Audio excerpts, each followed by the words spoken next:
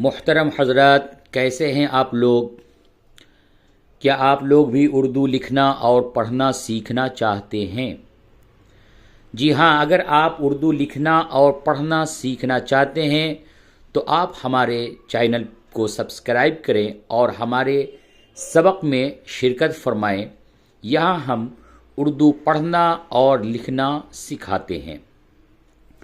آج کا ہمارا جو سبق ہے وہ ہے اردو زبان کی تیسری کتاب کا سبق نمبر 23، راجہ بکرماجیت۔ ہندوستان کا ایک بہت ہی مشہور یہ راجہ گزرا ہے، راجہ بکرماجیت۔ اس کے بارے میں آج کے سبق میں کچھ مفید اور کارآمد باتیں بتائی جائیں گی، اور یہ بتایا جائے گا کہ ایک راجہ، اور راجہ نہیں بلکہ ہندوستان کا ایک مہاراجہ، اور وہ کس طریقے سے ایک سادگی زندگی گزارا کرتا تھا۔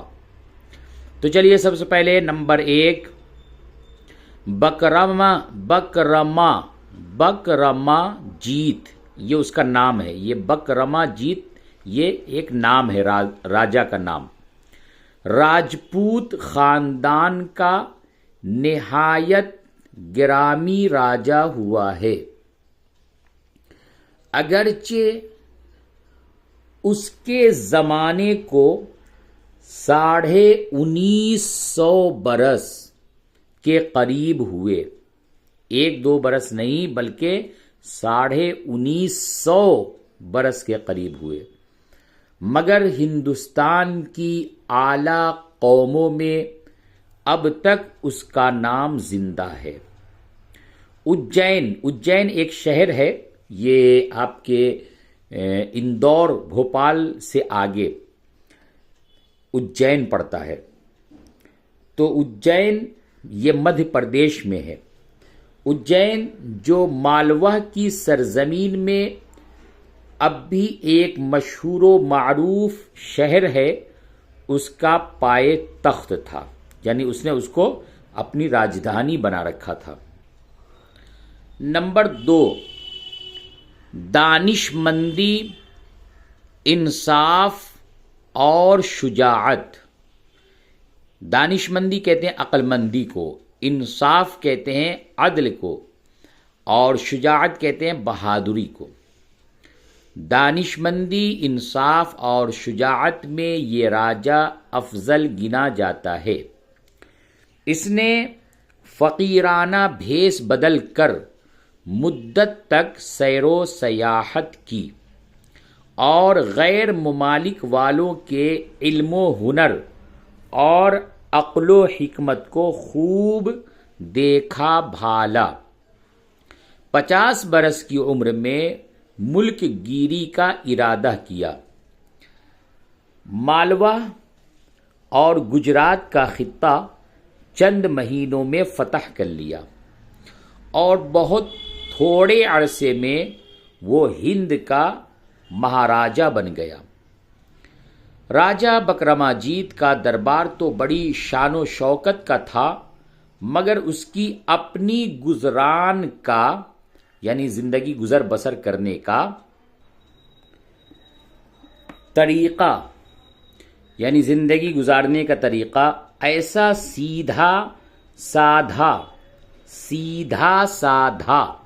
بے تکلف تھا، جیسا بڑے پرہیزگاروں اور درویشوں کا ہوتا ہے۔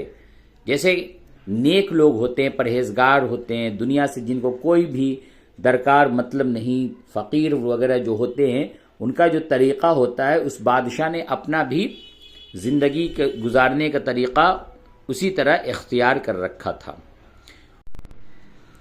وہ ایک بوریے پر سوتا اور پانی کی ایک ٹھیلیا کے سوا کچھ سامان اپنے مکان میں نہ رکھتا۔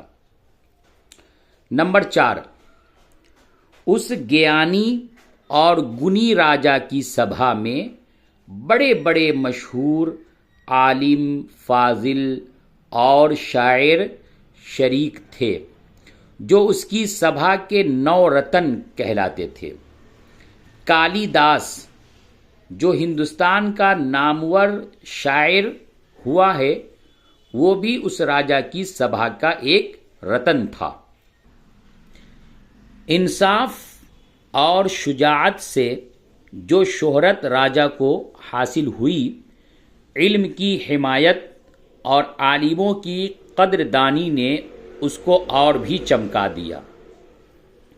نمبر 5، راجا نے اپنی قوم کے دشمنوں پر بڑی فتح حاصل کی تھی، اس لیے اس کا عہد یعنی زمانہ، عہد کہتے زمانے کو، نہایت مبارک سمجھا گیا اور اسی سے سنبت شمار ہونے لگا۔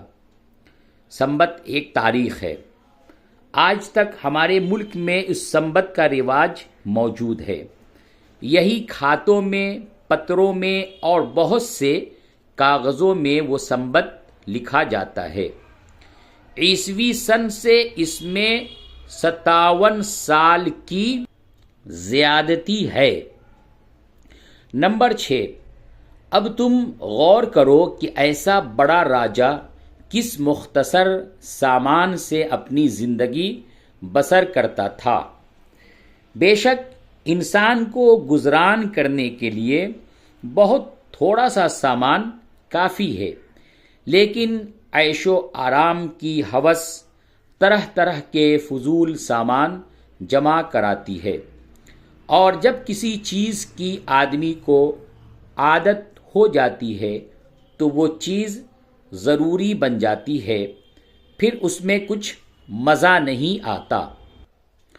اس وقت انسان کو دوسری چیزوں کی طلب ہوتی ہے، غرض جتنا عیش کا سامان بڑھتا ہے اسی قدر خواہش کو ترقی ہو جاتی ہے اور وہ کبھی پوری نہیں ہو سکتی۔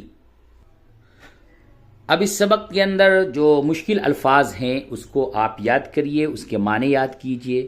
گرامی معزز، پائے تخت راجدھانی، شجاعت بہادری، افضل بزرگ ترین، سیاحت ملکوں کی سیر، ملک گیری بادشاہت، شوکت شان روب، فاضل دانا عالم، مبارک برکت والا، مختصر تھوڑا۔